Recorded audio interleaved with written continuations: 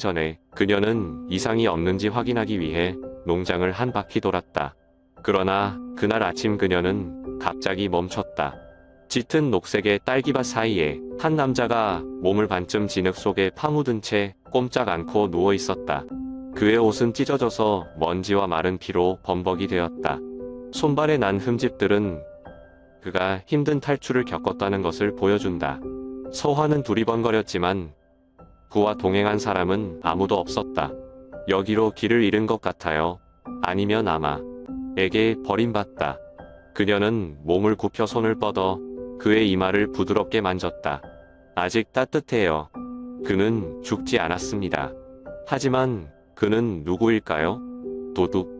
농부가 다쳤다고요? 아니면 어떤 고귀한 신분의 사람이 도망치고 있는 것일까? 그는 눈을 뜨고 애매한 눈빛을 하고 무슨 말을 하려는 듯 입술을 벌렁거렸지만 말문이 막혔다. 이름이 뭐냐고, 고향이 어디냐고 묻자 서화는 힘없이 고개만 저었다. 어쩔 수 없이 그녀는 적어도 그의 상처를 치료할 수 있도록 그를 집으로 데려가기로 결정했다. 만약 그가 정말로 위험한 사람이라면 그녀는 나중에 그를 농장에서 추방할 수도 있다. 그래서 그날부터 장욱은 그녀가 지어준 이름을 그녀의 뽕나무 농장에서 일하는 사람이 되었습니다. 그러나 서화는 그 결정이 그녀의 인생을 완전히 바꿀 것이라고 예상하지 못했다. 시간은 흘러가고 봄은 점차 화창한 여름날에게 자리를 양보한다. 푸른 서가 농장의 뽕밭은 그 어느 때보다 좋고 배불리 누에들은 정성껏 손질한 손길로 잎을 갉아먹는다. 농장의 장수들 사이에서 장욱은 생소하지만 일을 잘한다는 것을 부인할 수 없는 존재였다. 그는 건강할 뿐만 아니라 계산이 필요한 작업에도 능통하다. 일꾼들이 딸기를 어떻게 다듬어야 최고의 생산성을 낼 수 있는지에 대해 논쟁할 때 그는 조용히 관찰했고 한 번만 시도하면 훨씬 더 정확하게 할 수 있었다. 서화는 수입의 균형을 맞추기 위해 길러야 할 누에의 수를 헤아릴 때 한 번 훑어보았을 때보다 합리적인 조정 방법을 보여주었다. 그것들은 농장에 있는 사람들이 그를 다른 눈으로 보기 시작하게 했다. 그러나 장욱 자신은 뭔가 잘못되었다고 느꼈다. 왜 우리는 이런 것들에 익숙할까요? 나 같은 고용주, 교육을 받은 사람처럼 관리, 계산에 대해 이해하는 이유는 무엇입니까? 그는 중얼거리며 눈은 가늘게 뜬 손을 내려다보았지만 평생 노동자의 손 같진 않았다. 그는 명령을 내리고 일을 정리하는 데 익숙함을 느꼈지만 어디서 그런 일을 했는지 기억이 나지 않았다. 어느 날 밤 꿈에서 그는 자신이 고급스러운 코트를 입고 넓은 홀 한가운데 서 있는 것을 보았고 그들 앞에 무릎을 꿇은 사람들이 있었다. 그들은 그가 깨어났을 때 기억할 수 없는 존칭으로 그를 불렀다. 아마도 그는 지위 있는 사람이었을까요? 그렇다면 왜 이곳으로 유람을 했을까? 서화는 장욱의 차이점을 알아볼 수 있을 만큼 오랫동안 관찰했다. 무명의 방랑자가 그런 작태를 부릴 리가 없다. 그는 강할 뿐만 아니라 다른 방법을 가지고 있기 때문에 그녀는 궁금하고 신중합니다. 그녀만 알아차린 것이 아니라 농장에서 일하는 사람들도 수군거리기 시작했다. 부러워하는 사람도 있지만 미워하는 사람도 있다. 새로운 고용인이 그렇게 잘난 체 하는데 무슨 속셈이 있나요? 마을의 수배자가 수도에서 남쪽으로 도망쳤다는 소문이 나돌기 시작하면서 모든 것이 점점 복잡해졌다. 처음에는 그 소문들이 길가의 작은 술집들 사이에서만 속삭였다. 한때 고귀한 지위에 있던 어떤 사람은 이제 조정에 의해 쫓기는 죄인이 되었다. 아무도 그의 얼굴을 알지 못했고 아무도 그가 어디에 숨어 있는지 알지 못했고 그가 흔적도 없이 사라졌다는 것만 알았다. 서화는 마을 찻집 여주인을 통해 이 소문을 들었다. 한양에서 장병들이 행방을 수소문하기 위해 인근으로 왔다고 한다. 그리고 그 순간 무서운 생각이 서화의 머리를 스쳤다. 장욱이가 진짜 그 사람이라면 그녀는 그가 단지 평범한 사람인지 아니면 그가 거대한 비밀을 가진 사람인지 보다 더 원하는 것이 무엇인지 모르나요? 하지만 무엇이든 그녀는 그가 모든 것을 기억하는 날, 이 농장의 평화로운 삶은 더 이상 없을 것이라는 것을 알고 있다. 그의 전라도의 여름은 예년보다 더웠다. 공기는 뜨겁고 땅은 건조하며 신부들도 비가 부족하기 때문에 축 늘어져 있습니다. 마을 사람들은 이것이 불길한 징조라고 속삭였다. 그러나 서아에게는 더 큰 폭풍이 그녀의 마음속에 맴돌고 있다. 태풍 장욱이다. 처음에 그녀는 그를 우연히 구해준 불쌍한 기억 상실자로만 여겼다. 그러나 날이 갈수록 그에 대한 그녀의 시선은 다른 고용인들을 위한 것이 아니다. 그는 보통 사람처럼 보이지 않는다. 그의 모든 몸짓과 모든 시선은 마치 그가 일꾼의 위치보다 훨씬 더 높은 곳에 서 있는 것처럼 경험을 가지고 있다. 그리고 제일 무서운 건 그녀는 그에게 끌렸다. 당신은 단지 고용인일 뿐인데 왜 나는 당신에 대한 생각을 멈출 수 없을까요? 서아는 이런 감정을 가져서는 안 된다는 걸 알고 있어요. 여주인과 신원 미상의 사람이 는 것은 누구도 용납할 수 없는 일이다. 마을 사람들이 알면 뭐라고 할까요? 남편, 가족이 알게 되면 어떻게 할 거예요? 하지만 어떤 사람의 마음이 쉽게 말려들까요? 나는 그녀를 만질 권리가 없다. 하지만 내가 떠나고 싶지 않다고 말한다면 당신은 나를 믿나요? 장욱이도 제 자신을 이해하지 못한다. 그는 거리를 두었어야 했는데 서아의 시선이 그에게 멈추었을 때 그는 돌아설 수 없었다. 그는 더 이상 돌아갈 곳이 없지만 만약 그가 선택된다면 그는 이 농장을 떠나고 싶어 하지 않는다. 그러나 그의 안에 있는 무언가가 말했다. 만약 그가 정말로 모든 것을 기억한다면 그는 아마도 떠나야 할 것이다. 고풍스러운 한옥 지붕에 달빛이 내리쬐는 무더운 여름밤. 콩나무 밭에 뜨거운 바람이 스치고 지나간다. 일꾼들을 위한 작은 방에서는 촛불이 깜박거리면서 두 사람이 조용히 마주보고 있었다. 샤워를 마친 장욱은 탄탄한 어깨에 물방울이 고여 있었다. 그러나 서아를 아연케 하는 것은 그것이 아니다. 그의 어깨에 난 흉터입니다. 일반적인 흉터와는 다릅니다. 그것은 그녀가 한양에서 열린 호화로운 연회에서 오래전에 보았던 신비로운 조각품이었다. 고귀한 관복을 입은 남자들, 왕조 전체의 운명을 바꿀 만큼 권력을 가진 사람들. 어깨에도 이런 자국이 있어요. 그러면 장욱 씨는 진짜 누구예요? 그는 조정에 의해 쫓기고 있는 사람입니까? 아니면 그보다 더 끔찍한 비밀을 가지고 있는 걸까요? 서아는 속으로 혼돈을 느끼며 소매를 조였다. 그녀는 이 순간부터 모든 것이 더 이상 예전처럼 간단하지 않다는 것을 안다. 전라도의 여름은 갑작스런 소나기와 함께 계속되었다. 뽕나무 밭은 여전히 푸르지만 서가 농장의 분위기는 그 어느 때보다 무겁다. 장욱 뒤에 미스터리를 조금씩 깨닫고 있는 서아뿐 아니라 서아의 전 시아버지 백명호. 어둠 속에서 지켜보고 있는 또 다른 범인도 있다. 백명호는 원래 지역 농장의 거의 절반을 손에 쥐었던 부유한 상인이었다. 그는 항상 존경할 만한 사람인 것처럼 보였지만 오늘의 지위를 얻기 위해 다른 사람을 밟는 것을 두려워하지 않는다는 것을 누구나 알고 있습니다. 서아의 부하. 살아있을 때 그는 그녀를 통제하고 사업상의 깃발로 만들고 싶어 했습니다. 하지만 서화는 쉽게 굴복하지 않는다. 이제 그녀가 익명의 고용주에게 특별한 관심을 기울이는 것을 보고 백명호는 무시할 수 없었다. 그는 원래 능글맞다.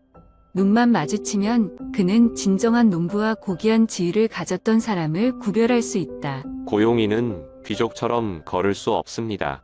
그는 보통 사람이 아니다. 백명호는 은근히 장욱을 주시하기 시작했다.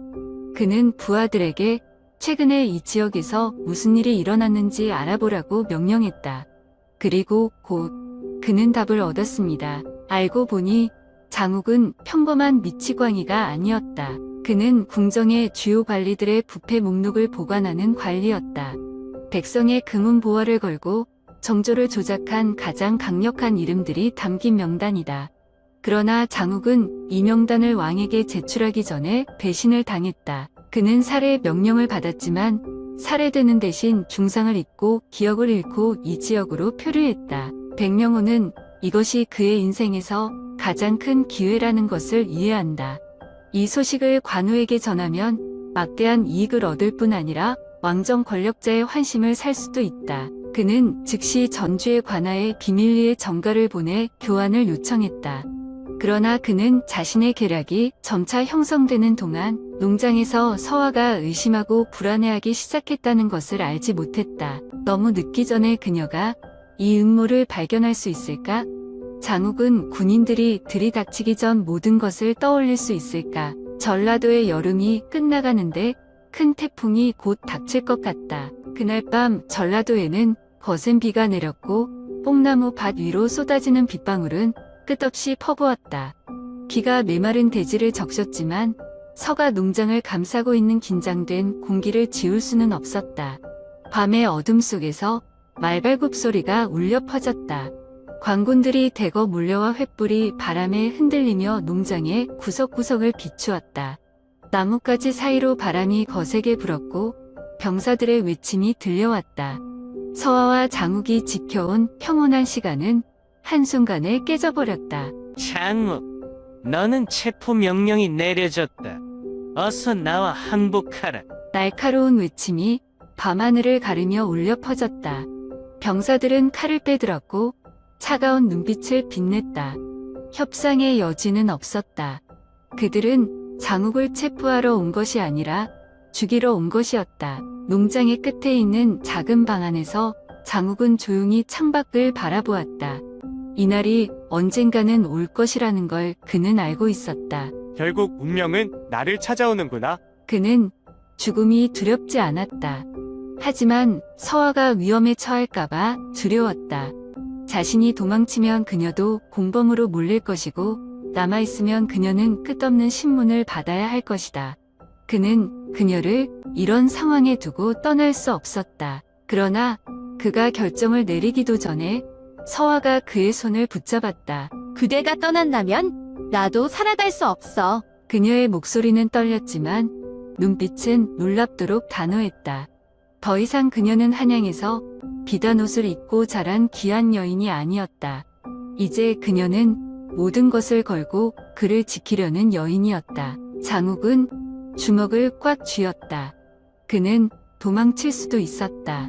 자신의 능력이라면 충분히 빠져나갈 수 있었다.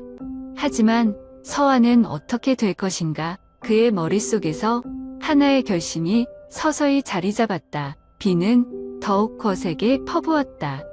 병사들은 점점 포위망을 좁혀오고 발소리가 점점 더 가까워졌다. 장욱은 더 이상 서화를 위험에 빠뜨릴 수 없었다.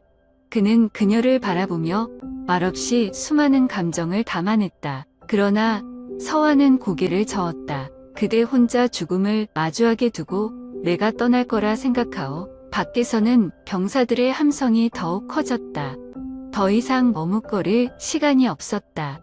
장욱은 허리춤에서 작은 칼을 꺼내 그녀의 머리끈을 자르고 그녀의 겉옷을 벗겨 그녀의 손에 쥐어주었다. 나를 진정 사랑한다면 살아남아 주시오. 서화는 놀라 두 눈을 크게 떴다. 그녀가 반응하기도 전에 장욱은 그녀를 뒷문으로 밀어냈다. 정문이 요란한 소리와 함께 부서졌다. 반짝이는 갑옷을 입은 병사들이 들이닥쳤고 그들의 칼끝이 빛났다. 장욱은 혼자서 운명과 마주하며 그 자리에 서 있었다. 거센 비가 계속해서 쏟아지는 가운데 밤새 내린 비가 그치고 아침 해가 떠올랐지만 오늘의 햇살은 더 이상 따뜻하지 않았다. 전라도의 서가 농장은 쓸쓸한 분위기에 휩싸였다. 한때 푸르게 펼쳐졌던 뽕나무 밭은 적막했고 더 이상 일꾼들의 웃음소리도 매일 정원에서 먼 곳을 바라보던 여인의 모습도 보이지 않았다. 장욱은 두 손이 꽁꽁 묶인 채 태연한 표정으로 서 있었다. 그는 도망치지 않았다. 저항하지도 않았다. 농장 곳곳에는 광군들이 빽빽이 늘어서 있었고 날카로운 칼날들이 번쩍였다. 지푸른 관복을 입은 한 관리가 앞으로 나와 싸늘한 눈빛으로 장욱을 내려다보았다. 장욱, 내가 도망칠 수 없다는 걸 잘 알고 있을 테지. 하지만 아직 선택할 기회는 있다. 장욱은 비웃듯 미소를 지었다. 선택이라니? 그는 이미 답을 알고 있었다. 소매 안에서 그는 낡은 두루마리를 꺼냈다. 모서리는 닳고 빛이 바랬지만 안의 글씨는 여전히 선명했다. 이것이 바로 부패한 관리들의 명단이었다. 이 명단 하나로 조정을 뒤흔들 수도 있었다. 그는 두루마리를 높이 들고 관리의 눈을 똑바로 바라보았다. 이걸 넘겨주면 나에게 하나의 조건을 들어줘야 하오. 관리는 표정을 굳혔다. 저 문서가 어떤 가치를 가지는지 알기에 그는 함부로 거절할 수 없었다. 서아를 건드리지 마시오. 그녀를 쫓지도 해치지도 마시오. 그 순간 장욱과 조정 사이에 말없는 거래가 이루어졌다. 그는 자신의 모든 것을 내어주고 그녀의 자유를 얻어낸 것이다. 며칠 후 한양에서 판결이 내려왔다. 장욱은 변방으로 유배형을 선고받았다. 혹독한 추위와 끝없는 싸움이 기다리는 곳. 한번 유배되면 살아 돌아올 수 없는 곳이었다. 이제 그는 신분도 고향도 이름도 없는 사람이 되었다. 그리고 서아는 사라졌다. 그녀가 어디로 갔는지 아는 사람은 없었다. 다만 마을 사람들은 달빛조차 뜨지 않은 밤 그녀가 조용히 혼자 떠났다고만 전했다. 그녀가 가져간 것은 오직 하나. 장욱이 남겨준 비단 손수건. 세월이 지나 손수건은 색이 바랬지만 그녀는 한 번도 그것을 손에서 놓은 적이 없었다. 그녀는 모든 것을 가졌었고 모든 것을 잃었다. 그러나 단 하나 그와 함께한 기억만은 잃지 않았다. 몇 년 후 사람들은 이런 소문을 나누었다. 변방의 작은 주막에서 밤이 되면 항상 한 남자가 창가에 앉아 있었다고 한다. 그는 말수가 적었고 누구와도 쉽게 어울리지 않았다. 그저 조용히 술을 마시고 가끔 바람이 불어올 때면 낡은 비단 손수건을 어루만지곤 했다. 주막의 사람들은 그가 누구인지 알지 못했다. 하지만 달이 가장 밝은 밤이면 그는 먼 곳을 바라보며 누군가를 기다리는 듯한 눈빛을 보였다. 절대로 돌아오지 않을 그 사람을.